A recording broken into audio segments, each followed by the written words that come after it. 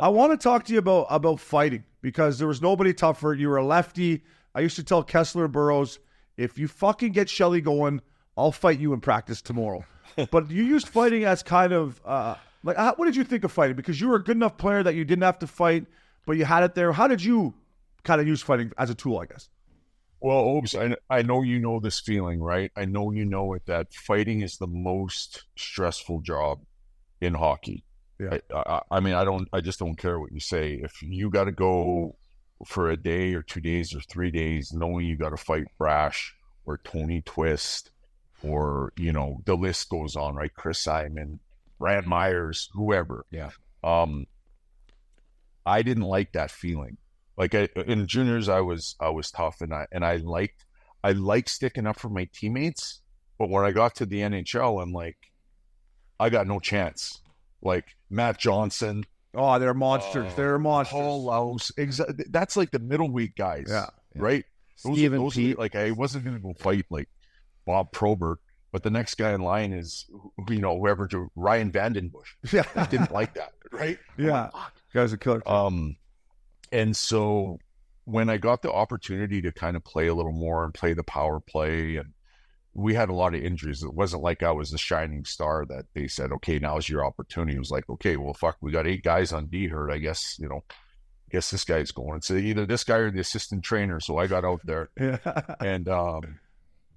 and things just started kind of clicking. And then, it felt good to have coaches say, we need you on the ice. We don't want you to fight, because you guys know, like, that's a man's world, man. And I didn't love living in it. Like, if I had to stay there, I would have been out of the league in a year or two, because I'm just not that level of tough. Yeah, and listen, you are that level of tough, but I know what you're saying, because I did it throughout the American League to stick around and improve my skills, and then I did it to make the NHL. And then I got traded to Tampa, and they went there and they said, let's just play, Obes. We traded the first round to just play, and then everything was great. And then I got traded to Vancouver. And Shelly, I was right back to like, okay, you got to be physical, you got to be fighting. Yeah. Mike Gilson's like, yeah, I've been in a fight in, 10 games. I'm like, I'm 4th in the league in fights. The fuck else do you want from me? And I was like, I got to go back here again and do this all. It's really grinding on you. Yeah. It's hard. Like mentally, it was tough. And so having an opportunity to play a different way, and is just sometimes, you guys know, it's just luck sometimes. You get put on, and, I'm playing on a power play with Andrei Markov and Alex Kovalev. Like, you could have put anybody out there and they would have scored 10 goals. It just happened that we started going and started having a little bit of success. And I like that more than I just didn't like I just wasn't that kind of guy. Now I could play. The other thing is, I knew that playing like that, like, I played with Scottie Stevens, and Chelly was my idol growing up. And I seen some guys, Lyle Odeline is a good example too. Being tough gets you a little, like, I could cross check as good as anybody. So, and then I would just say, you know what? I don't care if I get a suspension, I'll club you over the head. And then, so guys kind of don't know what's going to happen. So it was just kind of like, that was just my game was able to evolve and give me a little room to, to guys weren't coming in to run me now in the corner. Exactly. And so I had a little time I had an extra second or two to go off the glass and out. No, but Shelly, real quick, Shelly, you're so right. And it was also a thing, if I looked at a guy and I kind of knew, okay, I got you, fella, you're not really going to do anything to me. And I wanted that extra second, like, I don't want this guy to run me in the corner, because I need that extra second to go D to D or to make that play. So exactly. I'm with you. That's why I did it as well, to give me a little more time to make a play. There were certain guys that went on to earn that right. It's like the Prongers or Chara or Weber, like, where they like, you know what? Fuck you. You come around me. I don't need to fight you. But if you come around me, I'm going to fucking either kick your ass or spear you in the face. And that is a dynamic. Yeah. You didn't ever want to fuck with those guys. Yeah, I mean, they put Pronger in jail for his cross checks in front of that nowadays. No, like, Prongers used to just kill guys.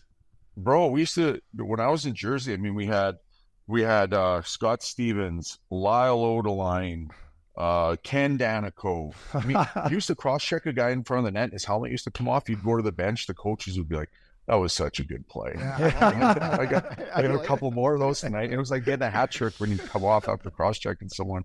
And then the game just changed, right?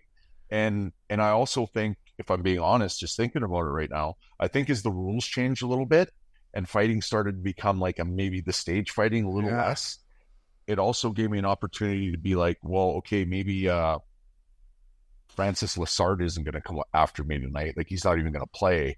So the game was kind of evolving, and you just got to kind of evolve with it, I guess. Yeah, and that's a great point by you. And in our era especially, it got to, and I love Brian McGrath. And I told Big Girl when we were back down in the jungle riding the Iron Lung, I'm like, you guys got so big and so tough that you guys kind of became just like stage fighting kind of. So I didn't have to worry about fighting them because I was getting a regular shift. Where when you came up, Proby and those boys, they were part of the game. Like, it wasn't like kind of through my era, you know what I mean? Yeah, totally. And McGrath was playing in Ottawa when I was in Montreal, and he used to skate across the red line and go, "I'm coming after you tonight." And I said, "Yeah, well, you're going to get one of fucking these. So I'm ready for you." Yeah. And just that, I'm like, oh my God, don't come after me tonight. Are you going to embarrass me? It's Saturday night. We got the day off tomorrow. And so, but you never know, right? Like, just someone saying that, like Prongs, you weren't afraid he was going to fight you necessarily, but you weren't like in a real hurry to get in the corner or go to the front of the net. And that's the difference in the NA. You know, it's a second there. Yeah.